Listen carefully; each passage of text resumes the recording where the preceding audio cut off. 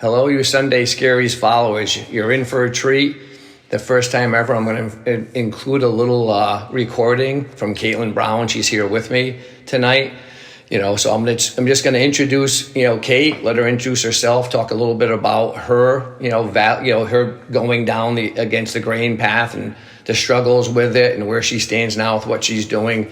But let's hear a little bit from the horse's mouth, per se. Welcome over, Kate.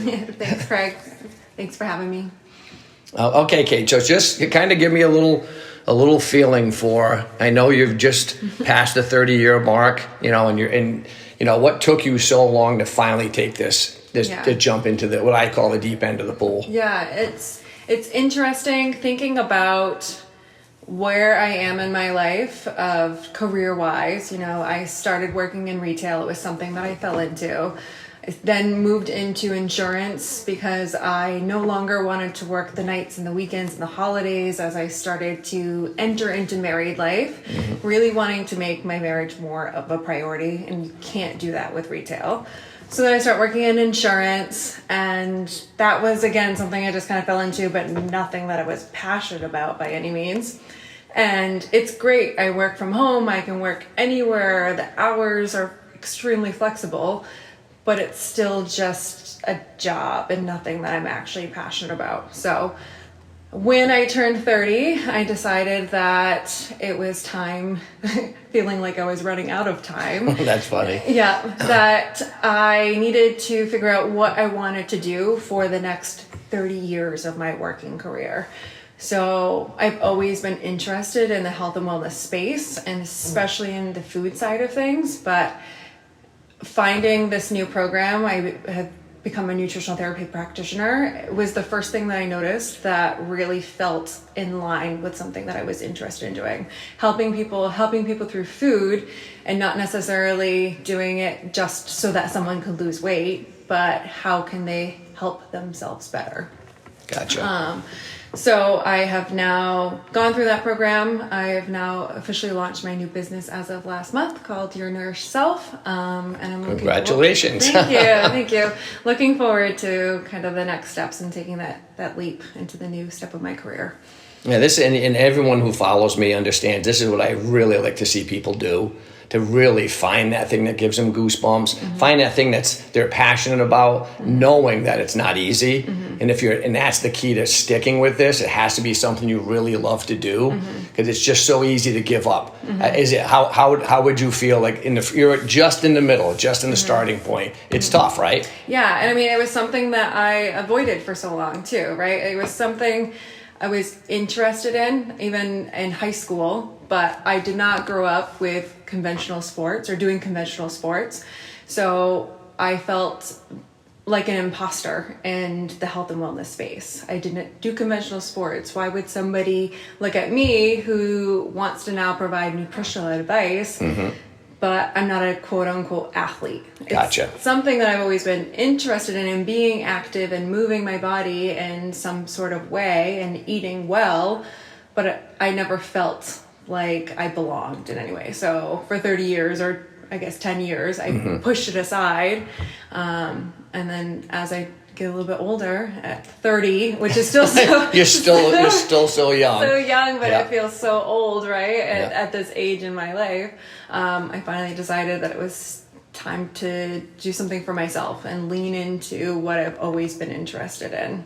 What do you see as the biggest? Are you running into any roadblocks since you've now at least you've taken the first step, and that's the key? You've got the certification, you've opened up your business. I've taken a look at you. And what's your website again, Kate? It's called yournourishedself.com. Yeah, and I took a look at it. Very well done. You offer some great programs, but are you running into hurdles? I feel like most people do in the beginning. Oh, for sure. I mean, one, imposter syndrome in itself, right? Yeah, honestly, Kate, that was me writing a book. I took a long time for me to do it, because I'm like, who am I to write a book? But it is crazy. You just have to get over it. Yep, definitely. So that's a big hurdle. Also, just trying to drum up the business. It's a different thing that I've ever had to do, right? Like, I've always worked for somebody, and now I have to be selling a product, whether it's now providing a service for one-on-one coaching. Yep. trying to navigate that, and how do I market myself? How do I get the word out to everybody? And then how do I get to sign somebody on to come and work with me as well too? So that's been some challenges that I've been facing currently. Yeah, the only thing I'll say to you, Kate, is just from experience is you finally pick something you love to do. You just can't throw in the towel. That's the one thing I've learned, because it'll happen to you. It may take you months to get your first client, and then that'll happen. You'll get a referral and it'll build up slowly. But what I see in this field is, in this kind of endeavor, is a lot of people throw in the towel right when they're going to be successful. I am already feeling that way. It's only been a month, and I have to keep reminding myself it's only been a month. Just because people are not biting instantly right away, it will come. And I know that will be the case, but it's really, really hard to keep yourself motivated, because here I am constantly putting out content and trying to sell myself over and over each week through a newsletter, social media posts, friends and family, people who I'm just running into. And then at this time, it feels like it's not getting you anywhere, and it can be extremely discouraging.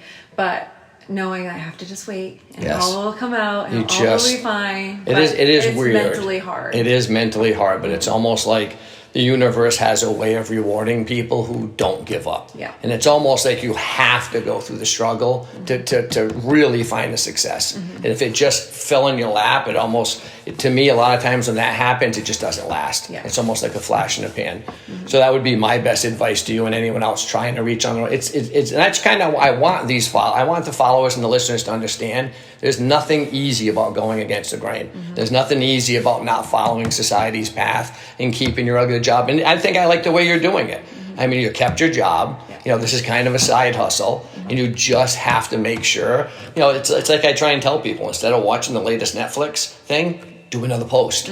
Just keep trying.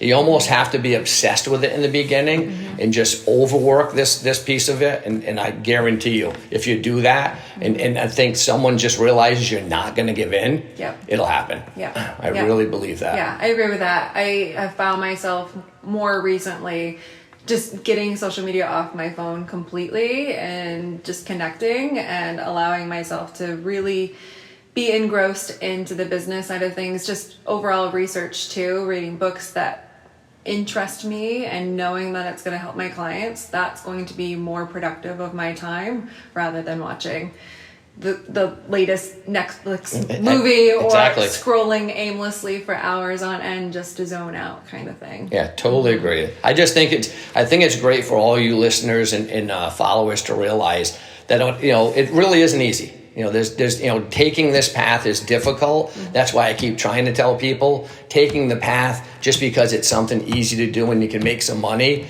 doesn't necessarily work, because when you hit that initial obstacles, that, hey, this doesn't seem like it's working, most people, even doing this, throw in a towel. Yeah. And so I think that's the key here. It's easy, right? At this time for me to be able to do that. I have a full-time job. I have something that's already there as a backup, but I know I can't rely on that if this is what my actual passion is and I want to make this successful.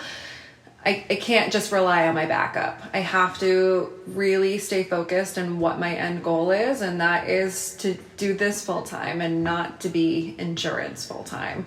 So while I have a backup, don't lean into it too much. Let's not be there. And just realize what you're doing, it's kind of that stool I talk about when you have to find that key above the door that's locked to your authentic life. It's based on service. Yeah. And the things that work is because you are trying to help others improve themselves in a big way. Kind of like I did when I bought the gym, kind of like Steph and I are doing right now with Solar, giving people a chance to be their own business owners, salon owners. That's the key to it, and just keep that focus in your head. Just keep focused that I'm doing this to help others, to truly help others, with their lives. He goes, and if you keep that, just is good karma. I swear it just comes around, and all of a sudden the doors open.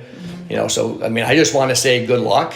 Thank you. What else? Anything else you want to tell any of the listeners or anything, Kate? No, I mean, well, I guess there's a lot of free information that's out there, and sometimes you have to take a leap and rely on somebody else to help give you some guidance along the way, whether that's a mentor in business, whether that's taking on somebody as a nutrition coach in some sort of way, having support around you when you need it and just leaning into that is really important to do and give that up. Yeah, and I will say, I've known Kate for a long time, listeners. So if there's anyone of you that needs some actual help with nutrition, she's your girl. She really is. So go on her website. I know she's offering a discount right now to kind of drum up her business. So now is like the prime time to do this. I really do. So please do that, everyone. Awesome. Well, and thanks, Kate. Thanks for taking the time to talk with me a little bit. Thank you, Craig. Thank you.